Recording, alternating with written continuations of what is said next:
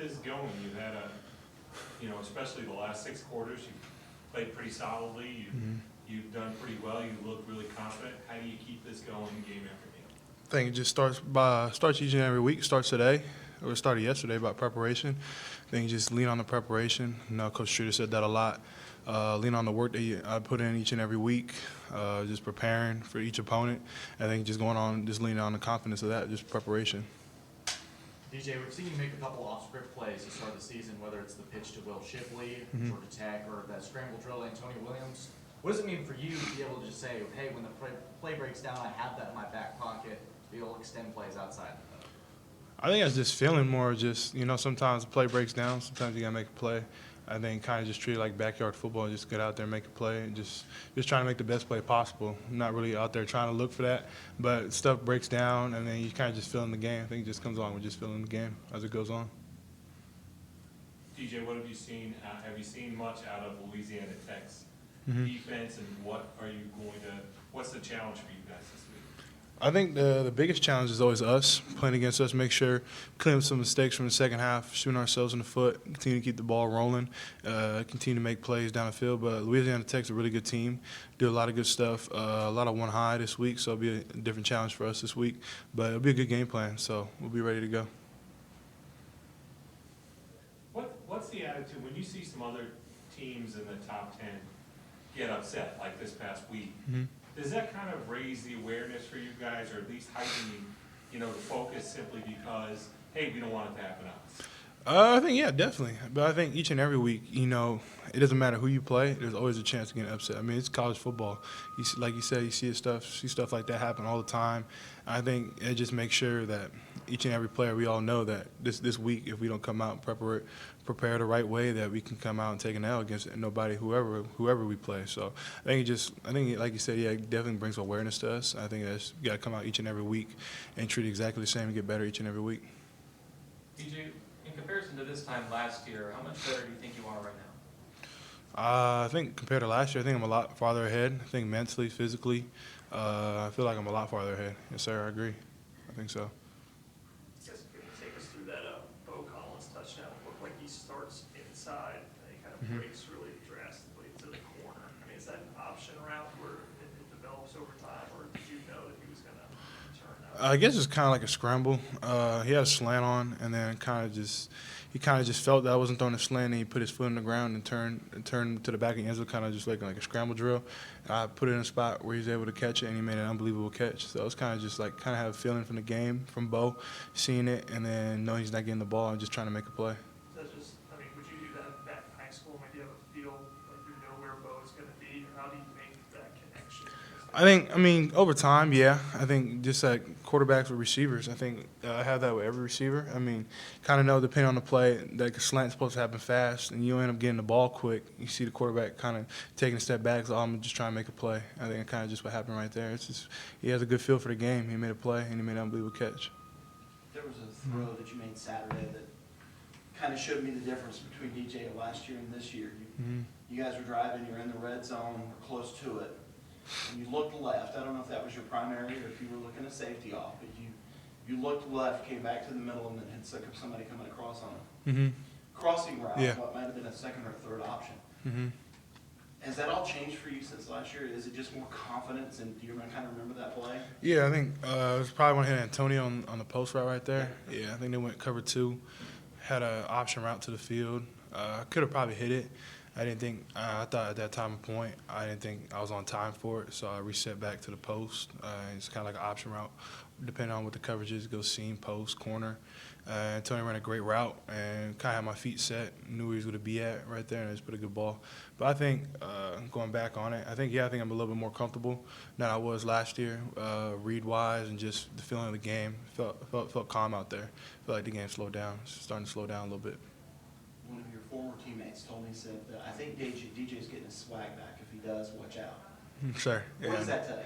I appreciate it. I definitely feel like I'm getting more comfortable each and every game as it goes on. I feel like just going out there and just playing free, just having fun out there. And yeah, I definitely feel like it's getting each and every better. Each and every game, I feel like I'm getting better and more comfortable. Coach Street? Fans are chanting DJ in the first quarter. Sir. How's that feel? It feels great. No, I appreciate the fans for chanting that.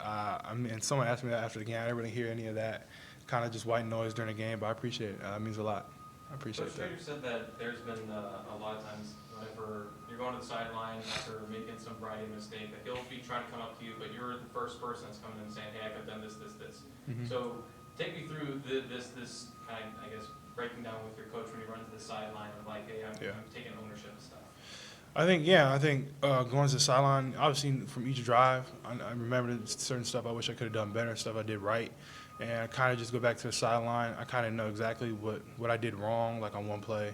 Like a touchdown to Jake, I felt like I was kind of pissed about it because I felt like I could have threw the ball a lot earlier than when I did, but I thought the guys would undercut it, but he didn't do that at all. So I was kind of mad about that. But just different stuff, kind of different feeling. I kind of tell him what I did wrong, ask him like, what does he feel about that? And like just stuff we just communicate. Like, hey, I thought I could hit this here. What do you think here? And I felt like I could have done this play better, and that's what I did here, and that's what I did right. Like this, we kind of just talk about the rights and wrongs, and kind of just get a feeling about what Coach Schroeder thinks on that, and kind of just feed off each other like that. Is it important for you to like, hey, I'm going to take ownership for anything, even if I had made a mistake? Is it important for you for this ownership? Yeah, 100%. I feel like I'm a guy. I don't want to make any excuses. I feel like in life, you don't get anywhere making excuses. You know, I feel like I've always been taught you got to man up for your mistakes, and if you make a mistake in the game, I want to be the first person to say, hey, I made that mistake. And I feel like that's kind of just how I've always been. Like I know if I do something wrong, like, I'm gonna say it. But if I do something right, that's kind of what I'm supposed to do. And that's how kind of always look at life. So we're still at the ground floor of the season. You know, how many more levels to DJ do you think there are to climb up? I think each and every game, my goal is to always get better, learn from the good stuff that I do, continue to build on that, and learn from mistakes. It's always gonna be good, it's always gonna be bad. So I feel like each and every week, hope just try to take each and every week of practice, and just work on the little things, and just continue to keep growing. Wide receiver room is really big. What is Adam Randall like? Adam Randall, man, he's a beast. I'm excited for people to see what he's gonna do Saturday. I mean, I'm super happy having him out there, and I think he's gonna be an impact player. He's a really good athlete. So quickly has Antonio Williams earned your trust? I mean, you see a guy that when he runs the route, you know where he's going to be, or what kind of stands out about him? Yeah, no, I definitely have a lot of trust in Antonio as long as the other receivers. But with Antonio, I think the big thing that separated him when he first came in as a freshman, that he had a really good feel for the game, and he understood route concepts, understood coverages, he understood when to find a hole in the defense, and I feel like that's the biggest thing for a young guy like him to go out there and play with the confidence that he plays with, and knowing that he can go out there and make a play. I think that's the biggest thing for Antonio, that he does a really good job of just playing with confidence and just trusting his instincts. On that throw to Jake for the touchdown, what defense was Furman in? I was just man right there. I mean, down at the goal line, it was really man. I think the safety's supposed to take. Honestly, I think he's supposed to take Jake on that. He didn't really take him, or he's kind of late to it. But it was just regular man right there, red zone. The reason I ask is because after the Chick-fil-A kickoff game, you showed how much you study defenses. You were throwing out terminology most sports writers don't even know. How big of a part of your game is that? Do you think people know how much film study you actually do? I think for me, that's always been my biggest part of my game. I feel like I put a lot of work in studying film, studying coverages, studying what the defense does, and also studying just other players. I mean, I love watching film. I could watch film all day long.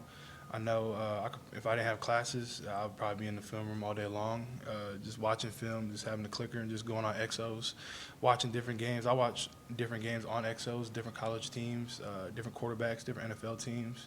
We have everything in there. But film is a big part of my game, and I love watching it. And I feel like for me, being the most comfortable playing is when I know exactly what the defense is doing. I feel like that comes from preparation, knowing exactly from like film study, what Coach Streeter says, from what all the offensive coaches say. I feel like that's a big part. The coaches at Bosco say you have almost like a photographic memory when it comes to a lot of this. Like they can ask you certain games, certain situations, and you can recall it just like that. Has it always been that way for you? Yeah, no, I think it's always been like that. Yeah, just be able to recall. I think because I just love the game of football. I mean, I enjoy practicing, love playing the game, and for me, it's just fun. and I love competing. I love trying to get better. So for me, I remember the little mistakes that I made back in high school to when even playing like Pop Warner football. I remember little stuff like that, or even the good plays. But for me, I remember a lot of the bad plays more than the good plays.